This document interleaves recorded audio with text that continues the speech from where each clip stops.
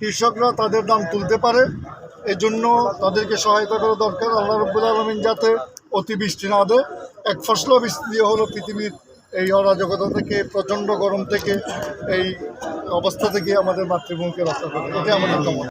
সারা দেশে সর্বস্থানে এই নামাজ পড়ে দোয়া মোনাজাত করার জন্য আমরা আহ্বান জানাচ্ছি। মানবতার ধর্ম এবং এটি সবসময় দুঃখী দরদী মানুষের পাশেই থাকে।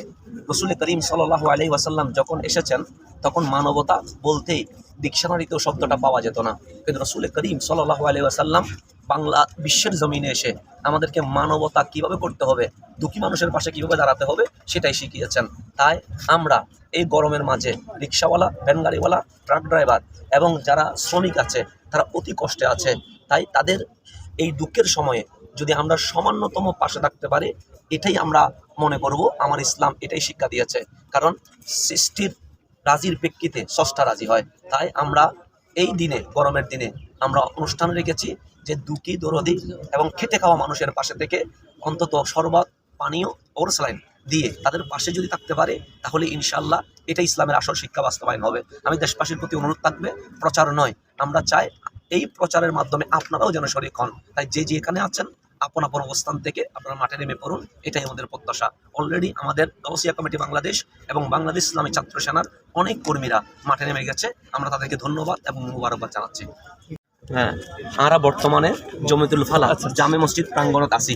আহলে সুন্নাত ওয়াল জামাত বাংলাদেশ চট্টগ্রাম মহানগরের পক্ষত্তন আজি আমরা আদায় করছি সলাতুল ইস্তেসকা।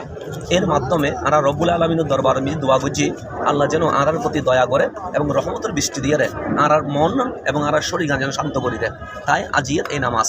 তবে আই চট্টগ্রামের মানুষের প্রতি এবং দেশে প্রবাসে অবস্থানরত সকলের প্রতি অনুরোধ করছেন যে আরার বর্তমানে পাপ বাড়ি জানার কারণে, বেহায়াপনা বাড়ি জানার কারণে, অশ্লীলতা বাড়ি জানার কারণে, মানুষের প্রতি জুলম বাড়ি যাওয়ার কারণে আল্লাহ তাবারক ওয়া তাআলা আনার প্রতি অসন্তুষ্ট আছে বিদায় এই গরম বাড়িয়েই হই।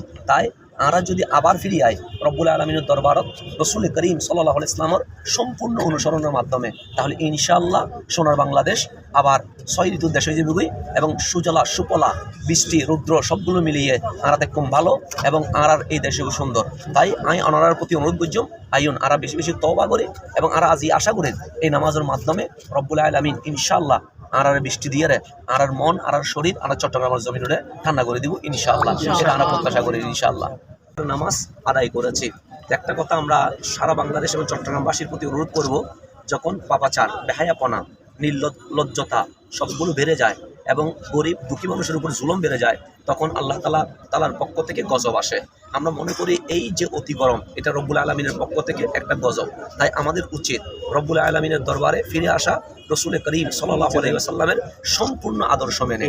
তো আজ চট্টগ্রামের মানুষ স্বতঃস্ফূর্তভাবে এই জাতীয় মসজিদে এসে যে সলাতুল ইস্তেসকার নামাজ আদায় করেছে, সেই কারণে আমাদের পক্ষ থেকে আমরা আন্তরিক মোবারকবাদ জানাচ্ছি এবং আমরা আশা করছি ইনশাআল্লাহ আজকেই রব্বুল আলামিন আমাদেরকে রহমতের বৃষ্টি দিয়ে ধন্য করবেন। কারণ আজ আমরা গুনাহগার হলেও আমাদের সাথে ছোট্ট ছোট্ট মাসুম বাচ্চারা, মুরব্বীর হাত তুলেছেন, রব্বুল আলামিন তাদের আমিন বলাটাকে আশা করি ফেরত দিবেন না, এটাই আমরা প্রত্যাশা রাখি।